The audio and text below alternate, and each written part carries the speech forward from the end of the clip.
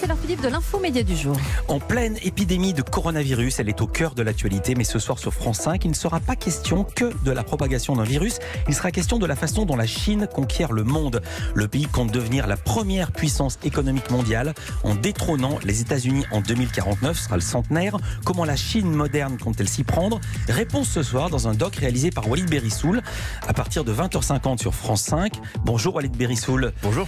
Une soirée spéciale de C'est dans l'air présentée par Caroline Roux et le documentaire sera exceptionnellement suivi d'une édition en direct afin de revenir évidemment sur l'actu en Chine autour du coronavirus. Vous avez été rattrapé par l'actualité. Quand avez-vous tourné ce documentaire? Accessoirement, êtes-vous en bonne santé? Avez-vous pris votre température avant d'entrer dans ce studio?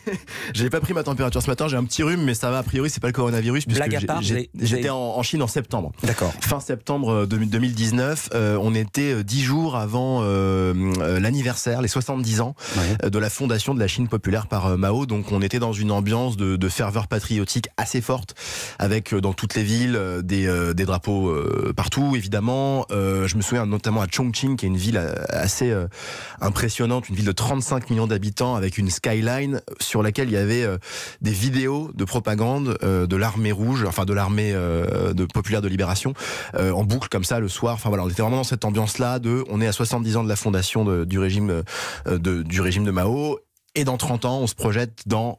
Voilà, on vous donne rendez-vous sur la même place Tiananmen pour célébrer le fait que la Chine franchisse la première marche, la première puissance mondiale. Parce que c'est ça qui est très étonnant pour qui ne connaît pas la Chine, comme c'est mon cas, c'est que c'est à la fois un pays extrêmement moderne, capitalistique et communiste à l'ancienne, avec de la propagande quasiment, je vais pas te donner l'adjectif, mais quasiment à l'ancienne. Dans votre documentaire, vous montrez comment le pays étend peu à peu son pouvoir partout dans le monde. Au début, il y a cette musique angoissante, anxiogène, et cette question, l'expansion de la Chine peut-elle encore être arrêtée? Pourquoi faudrait-il arrêter cette expansion, Walid Berissoul? En fait, c'est pas tellement une question d'arrêter cette expansion, c'est plutôt une question, c'est ça qu'on a voulu montrer dans le documentaire, de savoir qui on a en face en fait, à qui on a affaire, et de regarder un peu la Chine en face pour qu'en fait finalement, pour finalement nous interroger sur qui nous sommes nous, Européens par exemple. C'est-à-dire quand là on se pose des questions sur la 5G, le déploiement de la 5G dans les pays d'Europe, c'est une question finalement, derrière ça, il y a qui y a derrière quoi. Et donc du coup, c'est ce qui nous a permis de comprendre en fait à travers ce documentaire comment la Chine grandit et nous aide à nous définir nous-mêmes. Vous n'avez pas répondu à ma question qui est excellente puisqu'elle est la vôtre. L'expansion de la Chine peut-elle encore être arrêtée? Ou est-ce que non, c'est perdu? Il y a quelque chose d'assez inéluctable que beaucoup d'experts disent, c'est que la Chine dépassera les États-Unis, son PIB en fait de manière très économique, très statistique, dépassera celui des États-Unis probablement avant 2049, dans les 20 prochaines années. C'est quelque chose finalement d'assez mécanique puisque voilà, la production chinoise, ses exportations, toute son industrie font que ça franchira forcément cette étape-là. Ce qui est paradoxal et ce qui est très bien montré dans votre doc, c'est que ce sont les États-Unis eux-mêmes qui ont œuvré pour le développement de la Chine à l'époque de Clinton. Ils s'en mordent les doigts, c'est l'arroseur arrosé. Oui, mais en même temps, ils se sont dit dans les années 80, quand Deng Xiaoping a voulu ouvrir l'économie chinoise, ils se sont dit mais quel formidable terrain d'opportunité. Il y a un pays d'1,5 milliard d'habitants, un marché colossal. Ils demandent qu'à consommer, qu'à recevoir nos entreprises, nos marques, notre Coca-Cola, notre Microsoft, etc. Je ne veux pas faire de publicité, mais voilà, et nos réseaux sociaux aujourd'hui encore, je veux dire. Apple, Google, Facebook cherchent à s'implanter en Chine. Mais ils ne pensaient pas qu'ils allaient se faire doubler et que maintenant la 5G c'est plus avancé en Chine qu'aux États-Unis. Et ben voilà, exactement, puisque en fait le Parti communiste chinois, en accueillant les entreprises américaines mais aussi occidentales, françaises notamment, ont posé des conditions qui au départ étaient vues par les dirigeants occidentaux comme des conditions acceptables. Les transferts de technologie. Notamment les transferts de technologie, mais aussi le fait que le Parti communiste chinois, qui a un œil dans chaque entreprise chinoise, peut aussi avoir un œil dans des entreprises étrangères qui sont implantées en Chine. Le fait aussi, par exemple, qu'un employé chinois ait le droit de démissionner au bout de 6 mois, évidemment en emmenant avec lui un certain nombre de savoir-faire ou de secrets industriels dans l'entreprise dans laquelle il travaille, qui est une entreprise chinoise. Donc en fait, c'était des règles qui étaient à l'époque acceptées par les dirigeants occidentaux et les dirigeants d'entreprise en disant bon, de toute façon la Chine elle a tellement de retard à rattraper que le temps qu'ils arrivent à haut niveau, nous on aura avancé encore plus. Et en fait ils n'ont pas vu que la Chine a été beaucoup plus vite, surtout dans la dernière décennie, dans les années 2010-2020 que ce qu'ils pensaient. Qu'est-ce que l'arrivée de Donald Trump a changé dans les rapports entre les États-Unis et la Chine, si tant est que ça ait changé quelque chose? Bah écoutez, d'un seul coup, effectivement, il est arrivé, il a dit voilà, on arrête ça, on leur fait la guerre commerciale. C'est lui qui l'a initié en réalité, en fait. Il a décidé. Et ça a changé quelque chose ou ce ne sont que des mots? C'est pas que des mots parce qu'ils ont quand même souffert. Enfin les deux pays en ont souffert. C'est-à-dire que on a vu les exploitations de soja aux États-Unis qui ont souffert des embargos en contre, parce que les Chinois ont quand même c'était œil pour œil, dent pour dent. Ils ont imposé exactement les mêmes tarifs commerciaux que les États-Unis leur ont imposé pour leurs propres exportations. Mais en fait les deux pays ont souffert. Les Chinois ont aussi souffert, mais ils l'ont moins dit. Mais c'est vrai que ça les a quand même un peu tapé au portefeuille, d'autant que la croissance chinoise est en ralentissement avant même le début de la guerre commerciale de Trump. Donc Trump, quand il initie cette guerre commerciale un peu après son élection, il sait exactement quels effets ça pourra avoir. La croissance chinoise est en baisse, mais quand même, il faut le dire, en 40 ans, 800 millions de Chinois sont sortis de la pauvreté, ce qui est quand même un chiffre énorme. Et vous montrez quelque chose, j'en parlais au début, du paradoxe de ce pays qui est à la fois capitaliste et communiste. Le parti communiste tient une place considérable dans le pays, c'est un euphémisme, à grande échelle et à petite échelle, comme dans ce comité local du PC. Écoutez cet extrait.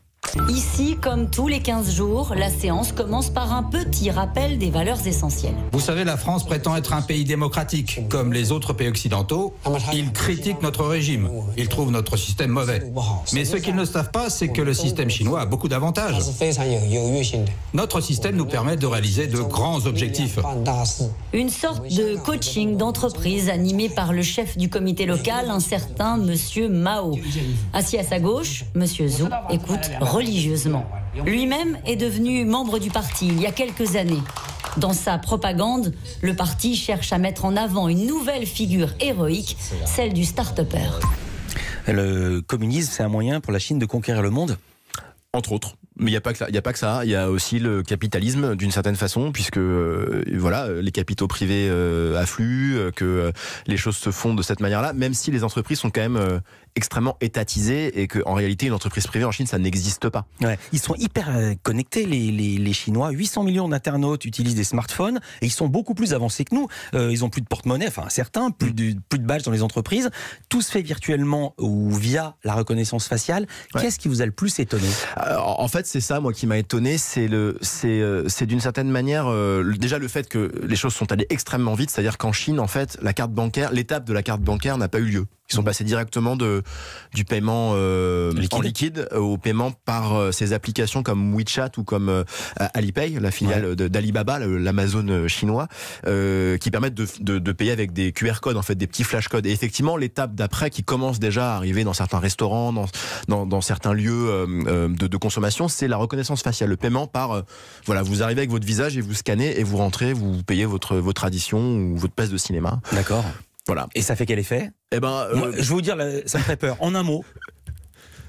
En un mot, en fait, je trouve ça impressionnant dans le sens où on les sent. Nous, en Europe, on est très méfiants par rapport à la technologie. Alors oui, en un mot, ça va être difficile à dire. Vous savez quoi ? Vous restez avec nous, on fera plein de mots futuristes avec Walid Berry. Comptez que le dirigeant Xi Jinping a fait développer une application pour smartphone à destination des 90 millions de membres du Parti communiste. Il y a quoi dans cette appli ?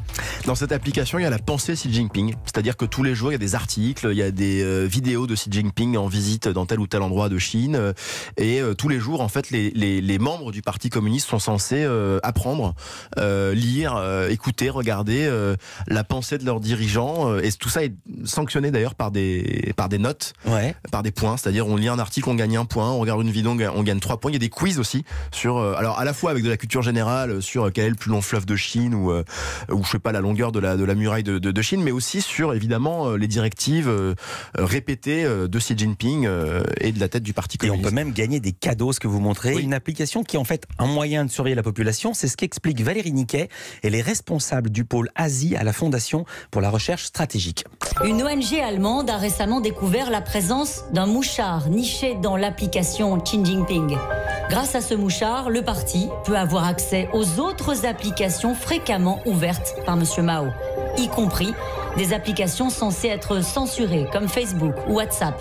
Le parti peut aussi espionner toutes ces conversations privées. Si on est membre du Parti communiste et qu'on est mal noté parce que, par exemple, on a une pratique religieuse ou ce genre de choses, où on ne lit pas assez les œuvres du président Xi Jinping, où on manque d'enthousiasme quand on les lit, il y a tout ce système, par exemple, d'arrestation qui peut durer pendant des mois, si ce n'est plus, où les gens sont hors de tout système légal et ils peuvent disparaître, réapparaître s'ils cèdent. Et tout ceci est fondé également sur la surveillance politique. C'est ce qu'on comprend quand on n'est pas d'accord avec le régime, on est emprisonné, ce qui arrive notamment aux membres de la communauté ouïghour. Quelles infos vous avez eues à ce sujet ? Sur les Ouïghours, oui. Ce qu'on a vu par la suite aussi, surtout parce que les choses sont beaucoup sorties à ce moment-là, au moment de notre retour de Chine, c'est le chiffre assez effrayant donné par les Nations Unies sur le nombre de Ouïghours, entre 1 et 2 millions internés dans des camps. Et effectivement, c'est ce qu'explique d'ailleurs dans le documentaire un peu plus tard François Bougon, qui raconte que une fois qu'il y a ce contrôle par notamment le numérique, l'étape d'après, ça peut être carrément l'internement d'une partie de la population, des Ouïghours notamment, pour finalement qu'ils soient un peu plus communistes et un peu moins musulmans. Il y a deux versants dans votre documentaire. Il y a la Chine en Chine et puis la Chine à l'extérieur de la Chine. Le pays s'est lancé dans un projet monumental, les nouvelles routes de la soie, dans lequel plus de 1000 milliards de dollars, tiens, en parlant dollars, ont été investis. Explication. Officiellement appelée Initiative Ceinture et Route, la ceinture, c'est un réseau tentaculaire de lignes ferroviaires, de routes, de pipelines qui relie l'Empire du Milieu à l'Europe. La route, c'est un ensemble de liaisons maritimes qui connecte la Chine aux principaux ports de la planète. Une myriade d'investissements chinois dans près de 70 pays où vivent 4,5 milliards d'habitants, la moitié de la population mondiale connectée d'une manière ou d'une autre à la Chine. Cette myriade d'investissements, ça vise quel but selon les dirigeants? C'est que le monde ne puisse plus se passer de la Chine, c'est ça l'idée? Oui.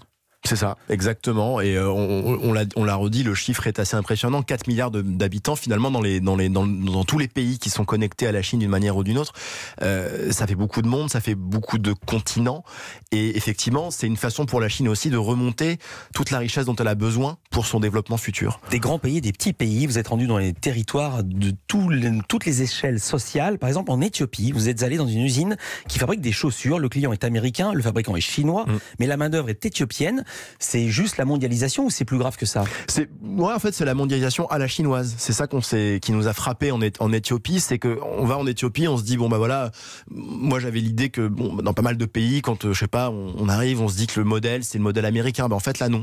On rencontre ce contremaître. Lui, son modèle, c'est Jack Ma. C'est le fondateur d'Alibaba et c'est l'entrepreneur à la chinoise. C'est le développement à la chinoise. C'est les méthodes de travail chinoises et c'est ça, finalement, qui fonctionne. Et soit dit en passant, sur l'histoire du client américain, c'est ce qui permet aussi d'éviter les mesures de rétorsion commerciale, puisque l'usine n'est pas en Chine, elle est en Éthiopie, elle est en Afrique. Mais est-ce qu'ils vont subir, les Chinois, les mêmes choses qu'ont subi les Occidentaux, à savoir que s'ils font fabriquer leurs objets en Éthiopie, où le coût du travail est 10 fois moins cher qu'en Chine, du coup c'est les Chinois eux-mêmes qui vont en pâtir?